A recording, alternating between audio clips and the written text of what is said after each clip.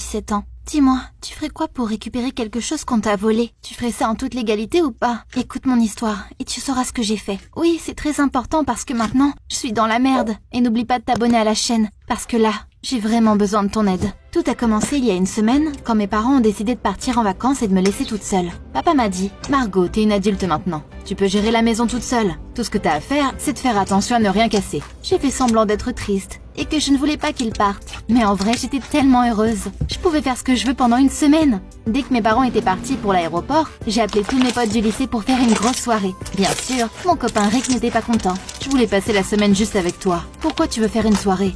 Ah, mais quel rabat-joie! Beaucoup trop jaloux et sensible. Dès que je souriais à quelqu'un à l'école, il arrêtait de me parler et de me faire des cadeaux. Mais je n'allais pas toujours faire ce dont Rick avait envie.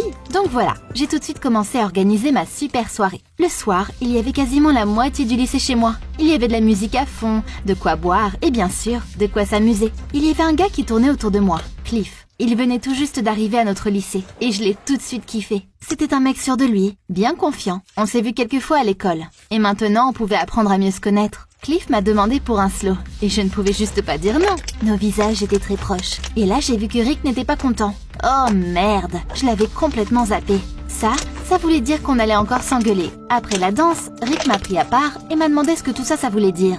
J'ai répondu que je dansais juste avec Cliff. C'est quoi le problème? Puis je me suis rendu compte que Rick me sortait vraiment par les trous de nez. J'ai compris que je ne voulais plus sortir avec lui. J'étais fatiguée de faire genre. Donc je l'ai repoussé et je lui ai dit « Tu sais quoi? Laisse-moi tranquille. Trop c'est trop là. C'est fini entre nous. » Et visiblement, je l'ai crié assez fort pour que tout le monde autour nous entende. Il est devenu tout rouge, puis est parti sans dire un mot. Et là, je me suis sentie tellement calme, tellement bien d'un coup. Fini les relations toxiques. J'ai passé toute la soirée avec Cliff. Je n'ai pas du tout regretté ma décision. Rick n'est pas revenu à la soirée. Quelqu'un m'a dit qu'il s'était assis dans une autre pièce pendant un moment, puis qu'il était parti. Le lendemain matin, Cliff m'a aidé à nettoyer la maison, parce qu'elle ne ressemblait plus à rien, ou à la limite à Winterfell après l'invasion des marcheurs blancs. Rick, mon ex, ne m'a même pas appelé. J'étais un peu mal à l'aise, mais dans l'ensemble, j'avais l'impression d'avoir fait ce que j'avais à faire. En fait, je pensais même commencer une nouvelle relation. Et là, bien évidemment, je serais heureuse.